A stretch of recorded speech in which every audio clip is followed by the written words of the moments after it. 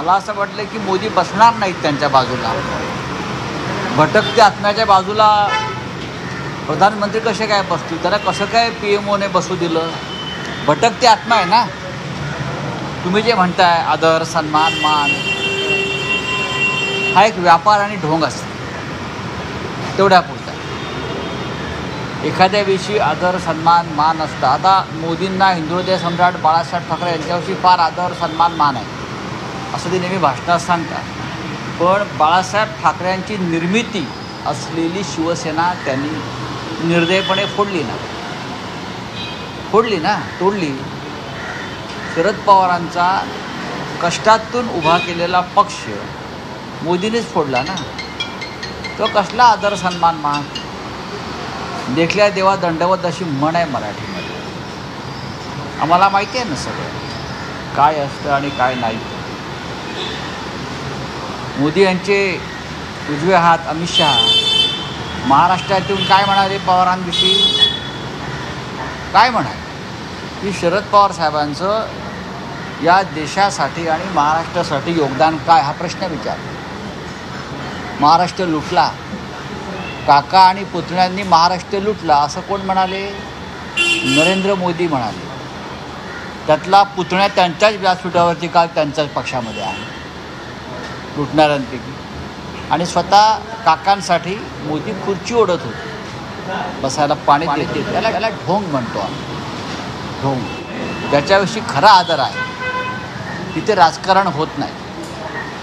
कालसुद्धा साहित्य संमेलनाच्या व्यासपीठावर 2-5 मिनटासाठी का होईना एक व्यापार झाला, एक राजकारण झालं. महाराष्ट्रानं फार ते गांभीर्यानं घ्यायचं गरज नाही. महाराष्ट्रानं साहित्य संमेलनाच्या अध्यक्षा डॉक्टर तारा भवाळकर यांनी केलेलं भाषण गांभीर्यानं घ्यावं. नाही, पण राऊतसाहेब, शरद पवार आणि नरेंद्र मोदी भेटीची ओढ दोन्ही बाजूनी आहे. कारण साहित्य संमेलन मोदींच्या हस्ते त्याचं उद्घाटन व्हावं यासाठी पवारांनी पुढाकार घेतला. आणि काल स्वतः पवार असं म्हणाले की साहित्य संमेलनाचं उद्घाटन मोदींनी केलं, याचा मला आनंद आहे. प्रधानमंत्र्यांनी केलं, मोदींनी नाही. तेच देशाचे पण असं आहे की देशाच्या राजधानीमध्ये संमेलन झालं. काही लोकांचा अट्टहास असतो संमेलनाच्या निमित्तानं राजकारण करण्याचा, राजकीय वर्तुळात फिरण्याचा किंवा मिरवून घेण्याचा.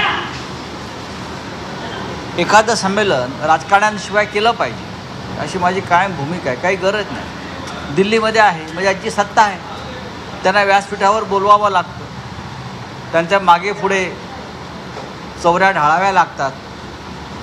पंडित नेहरूंच्या काळामध्ये असं नव्हतं. आम्ही जे वाचलं आहे नेहरूंचं संमेलन 1954 साली, तेव्हा हे चित्र नव्हतं. पण गेल्या 5-10 वर्षामध्ये चित्र झालेलं आहे.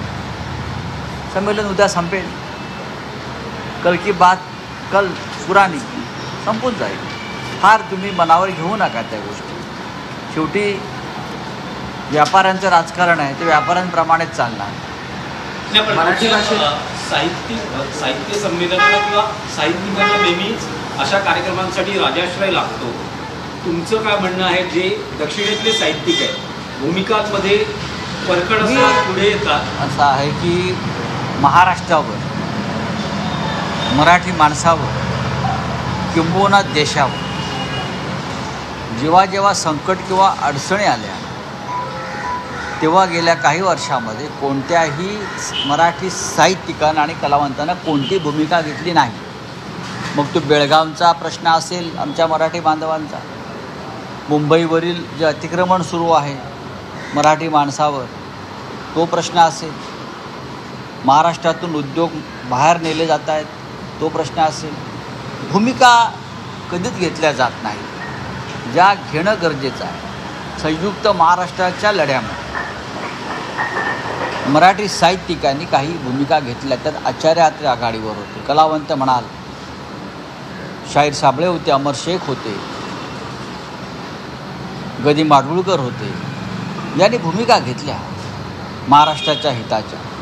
पण अलीकडे दादा कोंडके हे सरळ सरळ मराठी माणसाच्या बाजूनच काम करत होते. असे अनेक होते. पण आता गेल्या काही वर्षामध्ये साहित्यिक आणि कलावंतांनी कोणत्याही भूमिका घेण्यातच आपलं कर्तव्य मानलेलं आहे. या उलट पश्चिम बंगाल असेल, दक्षिणेकडली राज्य असतील, इकडले साहित्यिक आणि कलावंत हे भूमिका घेतात आणि ती भूमिका राज्याच्या आणि त्यांच्या समाजाच्या हिताची असते. मराठी भाषेला अभिजात दर्जा माझ्या कार्यकाळात मिळाला, हा एक महत्त्वपूर्ण निर्णय माझ्या कार्यकाळात आहे, याचा मला अभिनंदन. तो असा आहे की त्याच्यामधला मी आहे जो आहे मी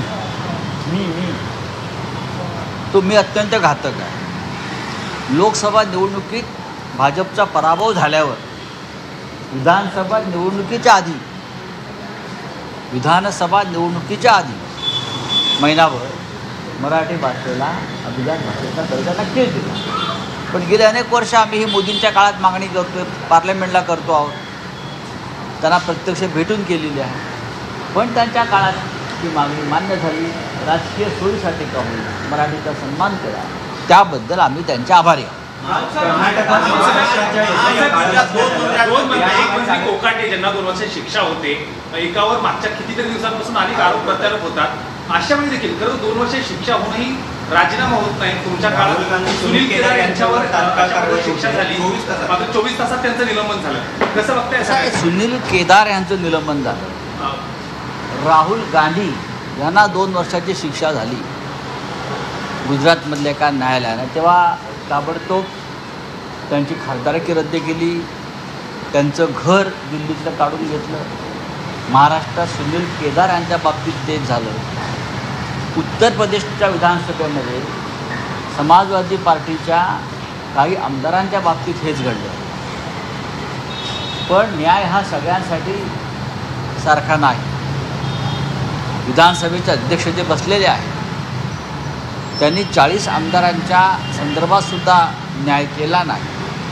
आणि आता एका आमदाराला किंवा एका मंत्र्याला 2 वर्षाची शिक्षा होऊनही घटनेप्रमाणे किंवा कायद्याप्रमाणे ते काम करायला तयार नाही. म्हणजे विरोधी पक्षाच्या आमदारांना एक न्याय आणि सत्ताधाऱ्यांना दुसरा न्याय. ही अत्यंत गंभीर गोष्ट आहे या महाराष्ट्रात. सर, राज्याचे उद्योगमंत्री उदय सामंत यांनी आज मनसे अध्यक्ष राज ठाकरेंची भेट घेतली आहे. सदिच्छा भेट असली तरी राजकीय चर्चा तुम्हाला काय वाटतं? ही काय पक्षांमध्ये सलोखा राहावा यासाठी तुम्हाला असं वाटतं ही भेट काय पंडित नेहरू आणि लॉर्ड माउंटबॅटनची भेट आहे का, ज्याच्यावरती आम्ही बोलावं की नेहरू आणि लॉर्ड माउंटबॅटन भेटलेत परत कुठेतरी?